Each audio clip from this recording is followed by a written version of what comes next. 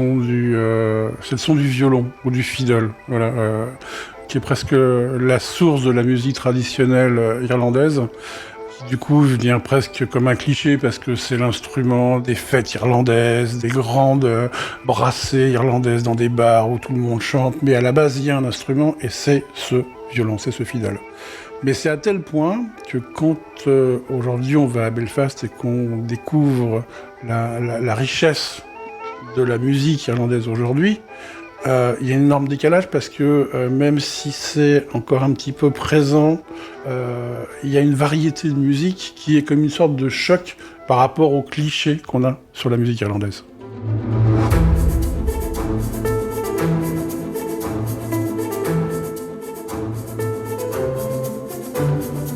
L'aventure irlandaise.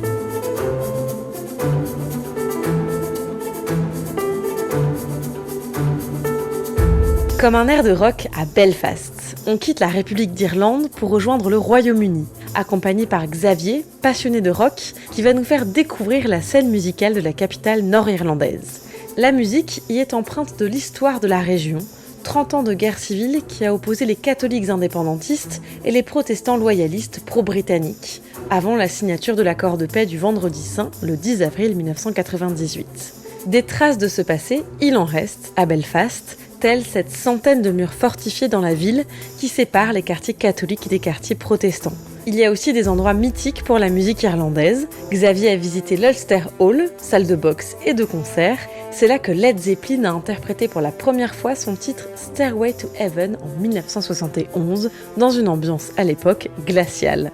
Un autre lieu a particulièrement marqué Xavier, celui-ci est au cœur de Cathedral Quarter, dans le centre-ville.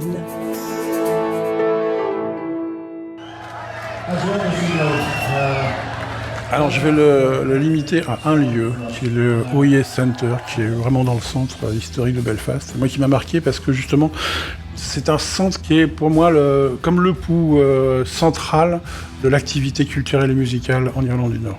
Le OIS Center, qui est, comme son nom l'indique, un centre culturel qui regroupe des studios d'enregistrement, des ateliers de composition, d'écriture, et une partie historique, avec sous verre, on va dire un blouson de cuir de tel artiste, une guitare d'un autre, alors c'est Gary Moore, Thin Lizzy, Van Morrison, et ainsi de suite, comme un lien entre, à chaque fois, le patrimoine, l'histoire, et le moment présent et l'avenir. On sent une volonté que ça reste intégré au centre de Belfast, qui va aussi avec l'histoire de ces anciens clubs ou ces anciennes boîtes où il y avait des groupes punk au moment justement de ce qu'on appelle les conflits en Irlande du Nord. Et ça aussi, quelque part, ça reste imprégné dans la musique, ou en tout cas, on ne veut pas, enfin c'est le sentiment que j'ai eu, on ne veut pas en faire abstraction. On sent que cette identité irlandaise, c'est quelque chose qu'ils veulent jamais, et nord-irlandaise encore plus, qu'ils veulent jamais complètement abandonner. Alors que ce soit dans les textes, ou même la façon d'aborder la musique, dans l'énergie, dans presque la colère parfois. Épisode 4, remonter aux sources du rock à Belfast. Mon nom est Xavier Bonnet, journaliste musical, culturel, employez le mot que vous voulez, notamment au magazine Rolling Stone depuis des années. L'Irlande du Nord a été une découverte longtemps théorique avant d'être pratique en novembre 2018. Belfast, c'est la ville de naissance de deux artistes majeurs du rock qui sont Gary Moore et Van Morrison. Alors Van Morrison, qui est une voix assez extraordinaire et qui est, on va dire, le chantre du folk, de façon irlandaise et même européenne, mais toujours avec des liens, soit avec la soul américaine ou avec la folk américaine. Et aujourd'hui sont organisés, on peut être des Van Morrison Tours qui emmènent les fans ou le public devant sa maison de naissance, où il y a une plaque, son école élémentaire, la rue qui lui inspire une chanson. C'est aussi ce lien à la tradition, mais pour le coup qui se veut aussi pas trop superfétatoire, qui se veut discret, mais où on montre que ça existe. De la même manière que George Best, qui est un footballeur très très connu pour les fans de foot des années 60 et 70, qui est né à Belfast, son image est présente.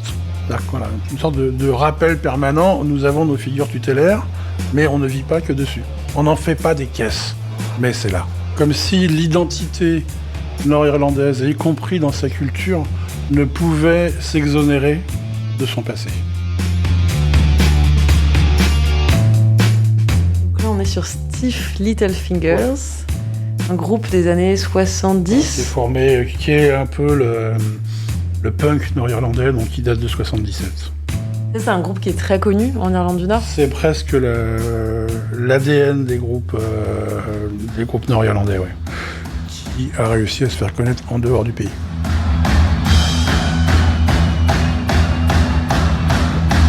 Voilà, donc Suspect Device, qui est l'autre titre phare de Stiff Little Fingers. Ils veulent prendre notre liberté, au nom de leur liberté. Pourquoi ne peuvent-ils pas juste dégager ? Pourquoi ne peuvent-ils ne pas nous laisser être ce que nous sommes ? Et ainsi de suite, et ainsi de suite. Voilà. La révolte contre l'anglais, qui fait partie de cette identité aussi nord-irlandaise, d'exister par soi-même, de se sentir plus proche de l'Irlande dont on a voulu aussi être séparé, que d'être dirigé par l'anglais.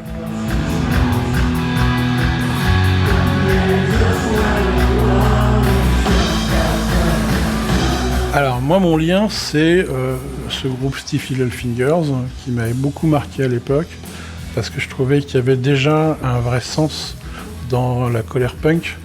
C'est-à-dire qu'on a beaucoup reproché à certains groupes punk, notamment les Sex Pistols en Angleterre, d'être une sorte de boys band amélioré à l'époque, monté de toutes pièces par un manager, une belle opération marketing, quelle que soit la qualité musicale, c'est pas le débat, mais qu'en gros ça a été monté un petit peu artificiellement. Là où un groupe comme les Stiff Little Fingers arrivait sur une vraie hargne, une vraie colère, une expression de cette colère presque épidermique. Et je trouvais que ce punk-là avait une force. Moi, c'était ça. C'était déjà ce terreau lié à l'histoire, à cette tension et ces traumas. Moi, il y a des gens qui m'ont expliqué que des familles étaient séparées juste par une sorte de frontière. Et avec ce sentiment que même quand ça s'est calmé, ça pouvait reprendre, on était sur une sorte de bonbonnière qui pouvait réexploser à n'importe quel moment. Moi, quand j'y suis allé, c'était au moment où on parlait beaucoup du Brexit et on sentait une réelle angoisse, à savoir que même une frontière artificielle du fait que l'Irlande restait indépendante et que l'Irlande du Nord restait dans le giron de la Grande-Bretagne, réveillerait un maximum de tension. On sent que c'est un petit peu là, et quand on passe devant ce fameux bar, j'ai oublié le nom et j'en suis désolé, qui était aussi un centre des artistes engagés pour l'Irlande du Nord, et que devant ce club, il y a encore une grille qui servait à protéger les gens qui y rentraient des cocktails Molotov qu'on balançait sur le lieu, qui était gardé de façon symbolique, alors même que les autorités en ville avaient demandé au propriétaire de le virer, puisque ça rappelait cette période trouble. Lui a dit non, vous êtes gentil, mais ça fait partie de l'histoire de ce quartier, ça fait partie de l'histoire de ce lieu, et je le garde. Les gars avaient mis une grille pour éviter des cocktails Molotov, alors que c'était un endroit où on est boire et chanter. C'est pas innocent, et ça reste fort.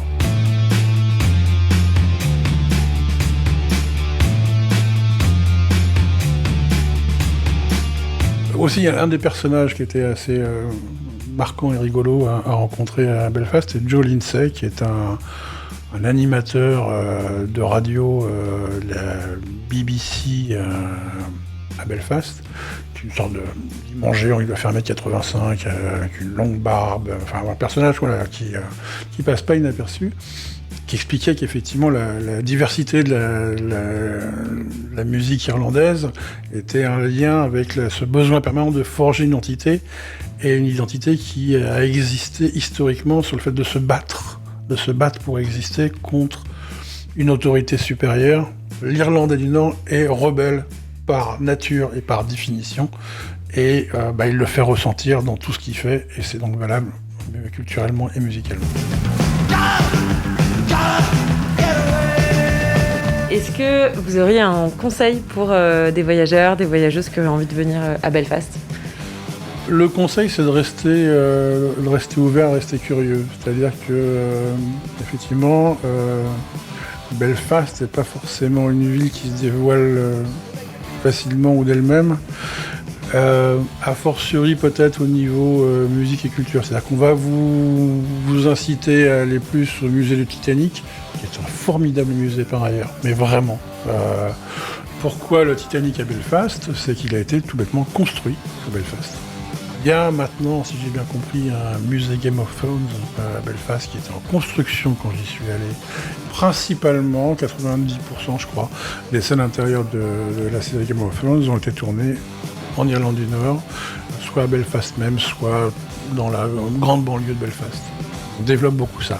Alors que la musique, faut peut-être gratter un petit peu, faut aller au OIE Center, etc., mais ça s'affiche pas forcément aussi clairement qu'on pourrait l'imaginer. Faut un peu creuser. Ce serait un peu dommage de passer à côté de ça quand on va à Belfast, au prétexte qu'on n'est pas forcément un fan de rock.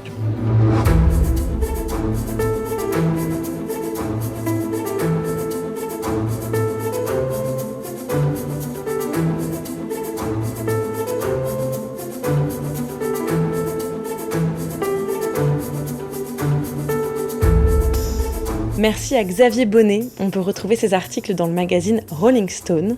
Dans le prochain épisode, brochet gigantesque, silence et whisky au bord de l'eau. Ce podcast a été réalisé par le studio Aller-Retour avec Majora. Il est produit par le Tourisme Irlandais et vous trouverez toujours plus d'idées de voyage sur irlande-tourisme.fr.